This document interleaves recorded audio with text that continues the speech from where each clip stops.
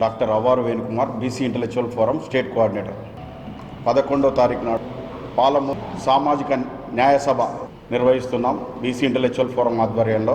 ఈ జిల్లాలో ఉన్న బీసీ ప్రేమికులు, బీసీ వాదులు, వివిధ పార్టీలలో పనిచేస్తున్నటువంటి బీసీ నాయకులు అందరూ ఈ సభకు వచ్చి సభను జయప్రదం చేయాల్సిందిగా కోరుచున్నాం. ఈ సభకు ముఖ్య అతిథులుగా retired IAS BC intellectuals forum chairman T Chiranjeevi గారు, అట్లనే జస్టిస్ ఈశ్వరయ్య గారు, బాలరాజ్ గౌడ్ గారు, విశారదన్ మహారాజ్ గారు హాజరవుతున్నారు. ఈ జిల్లాలో ఉన్న బీసీలంతా హాజరై ఈ సభను జయప్రదం చేయాల్సిందిగా కోరుచున్నాం. అంతేకాకుండా ఈ సభను ఈ సందర్భంగా పెడుతున్న సందర్భం ఏమిటంటే, ప్రధానమైన ఉద్దేశం ఏంటంటే, 42% రిజర్వేషన్లు ఇస్తా అన్న కాంగ్రెస్ పార్టీ 17.7% ఇచ్చి బీసీలను మోసం చేసింది. మోసం చేసిన బీసీ ఉద్యమాలలో చైతన్యం నింపినటువంటి బీసీ ఇంటలెక్చువల్ ఫోరం అయినా, బీసీ ఉద్యమాలైనా గత కొన్ని రోజులుగా వాళ్ళు కార్యక్రమాలు నిర్వహించినటువంటి కార్యక్రమాలను పత్రికలతో, యూట్యూబ్లతో చైతన్యమై అక్కడక్కడ బీసీ యువతరం అంతా పోటీ చేసి 5123 గ్రామ పంచాయతీలని కైవసం చేసుకున్నటువంటి చరిత్ర.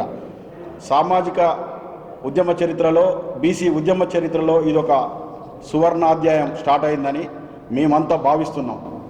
ఇప్పుడు బీసీ రైజింగ్ పతాక నడుస్తుందని మేము ఆశిస్తున్నాం.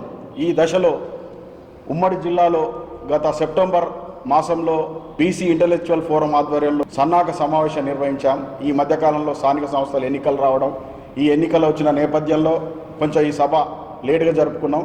మా యొక్క ప్రధానమైన లక్ష్యం 42% రిజర్వేషన్లు అనేవి జీవోలతోటి నిలబడవు, కోర్టుల ముందల అబాస్ పాలవుతామని బీసీ ఇంటలెక్చువల్ ఫోరం మేధావులు చిరంజీవులు సారు, ఈశ్వరయ్య సారు, విశారదన్ మహారాజు మొదటి నుండి చెప్తున్నారు.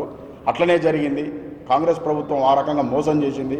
ఇప్పటికైనా రేపు జెడ్పీటీసీ ఎన్నికల్లో, ఎంపీటీసీ ఎన్నికల్లో, మున్సిపాలిటీ ఎన్నికల్లో 42% రిజర్వేషన్లు ఇచ్చి ఎన్నికలకు పోవాలని మేము కోరుతున్నాం, ప్రభుత్వాన్ని డిమాండ్ చేస్తున్నాం. అట్లనే ఈ 42% రిజర్వేషన్ల కోసం అఖిల పక్షాన్ని ఇప్పటికైనా ఒకసారి తీసుకెళ్ళి ప్రధాన పార్టీల యొక్క, రాజకీయ పార్టీల యొక్క అనుమానాలన్నీ నివృత్తి చేయాలని కోరుతున్నాం. ఇలా చేయకపోతే మీరు కూడా భవిష్యత్తులో తీవ్రమైనటువంటి నష్టాన్ని చవి చూడవలసి వస్తుంటుంది.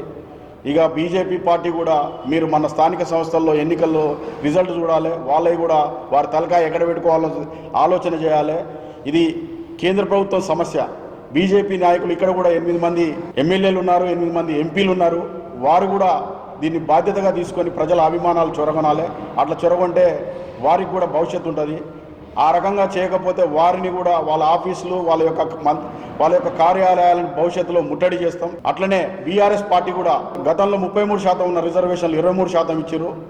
వాళ్ళు కూడా బీసీలను మోసం చేసిన చరిత్రనే.